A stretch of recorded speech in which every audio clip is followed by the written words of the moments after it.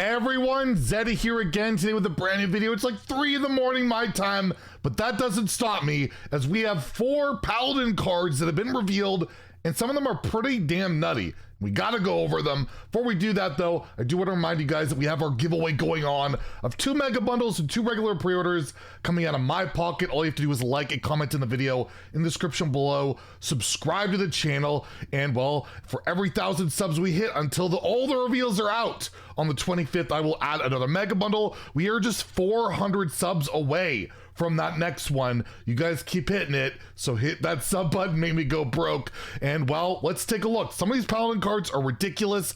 There's some self-damaging stuff going on. There's just some buff stuff going on. There's some good stuff going on. So first, we have a 1 mana spell. Skulking Guy says hello. Feast in Famine. Give your hero +3 attack this turn. It's Blessing of Might, but for your hero. What are we turning into Demon Hunter now? What's going on here? However, there's a Mana Thirst 4. And again, if you're not sure what Mana Thirst is, basically, once you've unlocked 4 mana crystals, you will also gain Lifesteal. So this will give +3 attack and Lifesteal. Or if you have like a weapon equipped, you'll get additional lifesteal with that weapon hit. Or if you just play 2 of these, you'll deal 6 and heal for whatever the amount is, 6, I guess, right? How good is that? It's all right. It is just really out of character for Paladin. Paladin doesn't do a lot of attacking outside of Cariel's weapon these days. I don't know what this really slots into. There is that one spell we already went over that buffs a minion plus your hero that can attack. So just something totally different. I don't really know how to evaluate this for Paladin, but 1 mana deal 3 historically is okay. I mean, Paladin or Demon Hunter has a 1 mana spell that gives +3 attack, but also gives +4 later on. Regardless, I'm not sure how it plays out for Paladin. Not super sold on it. I'm gonna give it a 2 in Standard and Wild. I mean, Odd Paladin could run this, I guess, as like some reach. That's something. Maybe this reach is just more valuable than I think, but Paladin just really likes to buff stuff, keep stuff on the board, typically not about attacking and using their face to control the board, but maybe they all, they get that going. I just don't really see it. So again, I'm gonna give this a 2 out of 5 in Standard and Wild. Next, we have Seal of Blood. This is a ridiculous holy spell. Give a minion +3/+3 in Divine Shield. Like, that is insane, right? So it does come with a downside. You deal 3 damage to your hero, so it has some self-damage implications. It's a bit of a downside. You're playing an aggressive deck. I don't know how much you care about that. Just think about this in Wild, in Odd Paladin, hit this onto a dude. That's a 4/4 Divine Shield dude.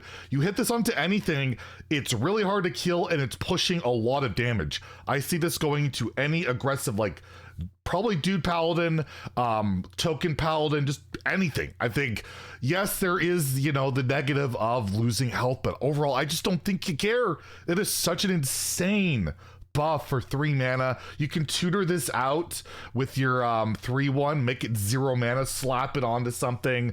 It's a holy spell, it can be discounted as well. It can be discovered. I think it's a very good card in those aggressive decks. And yes, the self-damage, it's there. I mean, in Wild, you can make it work a little bit with like Molten Giants or whatever, Blood Claw was a card, 1 mana 2/2 weapon, deal 5 damage to yourself. That was a 2/2 weapon. And like, that's just the borderline, like that's just whatever weapons are these days. And that'd deal 5. This is like way above the curve. Like, I would say this effect for 4 mana is pretty good, right? You're getting this for 3. I'm gonna give this a 4 out of 5 in Standard, 3 out Wild, where Odd Paladin probably can use it, maybe like a token deck. They're not super popular right now, but yeah, it's a really good card. We have this Sanguine Soldier, a 1 mana 2/1 Divine Shield minion. Battle Cry, deal 2 damage to your hero. More self-damaging thing, but Argent Squire or Righteous Protector are crying. Well, this doesn't have taunt and it does have self-damage implications, but it's a 1-mana 2/1 Divine Shield. Again, that's super good. You're playing an aggressive, like, board-based Paladin deck. I don't think you care that much about the self-damage. It's just a super solid 1-drop. But yeah, later in the game, it really sucks. It's really good on curve. Like, this is such a powerful card on curve, and then it gets worse later, but you're getting a 2/1 it's going to live for a turn almost certainly. You're playing it on 1, and then, I mean, you might even coin out the Seal of Blood. It's a solid card. I just don't know how good it is compared to the buff. Like, this buff is good all the time, whereas this card feels a lot worse later, and if you have 2 health later, you can't even play it. Well, I guess you could play it. You can blow up, and, well, if you're at 2 health and you're at a point where this is going to kill you, you probably already lost the game. I'm going to give this a 3 out of 5 in Standard Wild. Again, in Wild, you can play this on Odd Paladin. I feel like Odd Paladin runs both of these cards. So, well, maybe, I don't, oh, it's tough. It's really tough. I think they're good enough to run. I think they're good enough to run. Again, it's got to be like its own little archetype that, you know, I mean, Quest Paladin, right? In Standard, oh my goodness. Quest Paladin. That'll be, it's going to be irrelevant, right? I'm going to give it 3 out of 5 in Standard Wild. I think it's a playable card. I think it's decent. And yeah, we're going to go with that. And then last, we have the craziest of the cards. By far, the craziest of the cards. Blood Crusader, a 6-mana. 5/5 minion, Battle Cry. Your next Paladin minion this turn costs health instead of mana.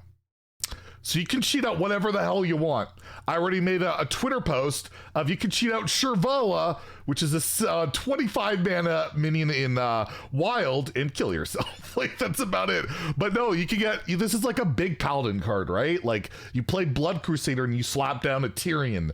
You slap down a Brasswing. You slap down just something big. It is Paladin minion though, so you can't get like the Jailer. You can't get Denathrius. A lot of the big cards, honestly, you would love to cheat out are neutrals rather than Paladin cards. So this is like a scary-ish card, but I can't think of one card in particular for Paladin that breaks it. Let's take a quick look. We got the time here. We could take a quick look at Paladin.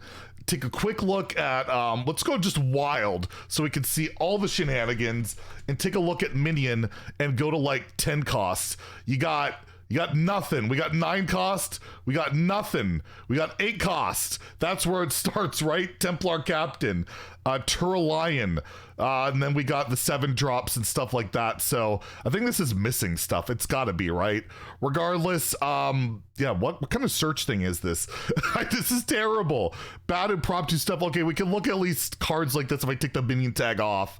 Yeah, like Rag Lightlord, Brasswing, Tyrion. You got cards like that, right? Nazari. Is that really worth cheating stuff out? It really isn't, you know? Like, you take the, I mean, it's still a pretty insane hit. Like, you lose 8 health, but you get Tyrion out. You know, you lose 8 health, you get Rag Lightlord out. It might be worth it. I don't know. It's an interesting one to say the least, but I don't know if I'm entirely sold on that being the a playable good card. But overall, it'll be interesting to see how it plays out. Again, I'm not totally sold on it, but this is a card that could potentially break the game at some point, depending on what minion they make. Basically, they restrict themselves from ever making a giant Paladin minion that does something utterly broken. But, you know, it's Wild. They'll be like, we don't care in 2 years. We don't think about Wild when we make cards. But overall, you look at those minions, I just don't see it as something you really make it worth it, but maybe just cheating out that Tyrion is good enough. And when you're playing a card like Carriol, where you know, have your health or whatever, or have the damage you take, well, you only take half the damage from this, right? So I don't know. It's such a scary, crazy effect. I'm going to give it a tentative 3 out of 5 in Standard. I feel like just maybe maybe it's worth running in those Cariel decks where you play Order in the Court and you draw this pretty reliably and then can cheat out one of those clunky minions stuck in your hand, which can happen, where you can play this in like a Rag and like a Hero Power at the same time. Maybe, just maybe. In Wild, it's too slow, and you even saw the Wild minions. It's not really worth cheating out, so give it 2. So that's the Paladin cards today. There is another reveal later today. We'll have a second review. Shaman cards. Looks like they're releasing them in these buckets. Let me know if you guys like it in these videos or if I should just do one big one. But I like to try and let you guys have as much content as possible, as often as possible. Anyways, if you enjoyed the video, please like and subscribe. Have a great day and stay salty, my friends.